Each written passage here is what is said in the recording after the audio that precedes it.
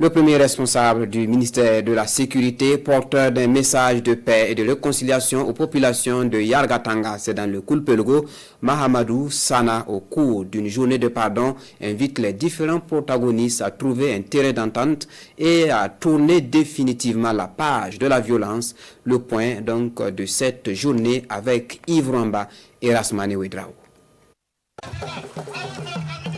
Suite aux affrontements intercommunautaires survenus le 8 novembre 2025 dans la commune de Yargatenga, le gouvernement poursuit ses efforts pour un retour définitif de la paix.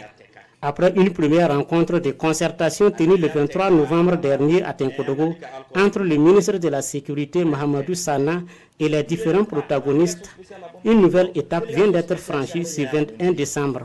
En se rendant personnellement à Yargatenga, le ministre Sana entend réaffirmer la volonté de l'État de restaurer la cohésion sociale et le vivre ensemble dans cette commune éprouvée par les violences. Aujourd'hui, c'est la journée de réconciliation, de pardon qu'ils ont tenue et ils m'ont invité.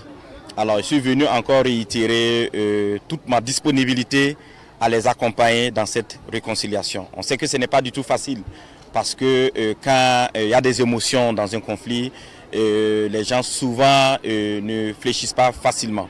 Mais je pense qu'ils ont toute la capacité pour pouvoir résoudre ce problème et ils ont fait la promesse aujourd'hui que cette situation conflictuelle est désormais derrière eux. Au cours des échanges, le ministre a invité les différentes communautés à enterrer définitivement la hache de guerre.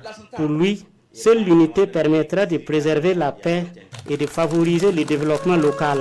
J'ai tenu aussi à relever qu'ils ont l'obligation de se tenir main dans la main. Ils ont l'obligation de renforcer, de consolider la cohésion sociale.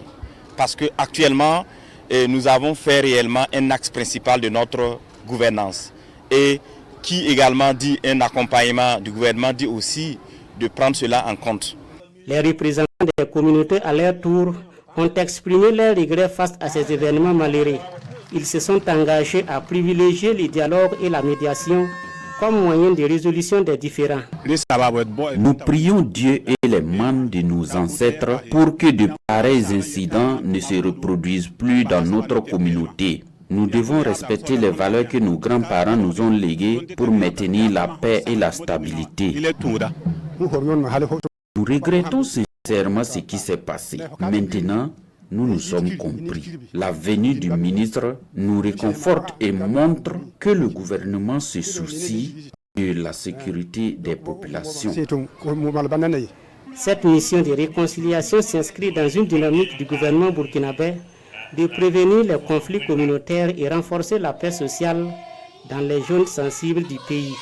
Cette rencontre est un pas de plus vers un retour durable de la cohésion sociale dans cette partie du Burkina.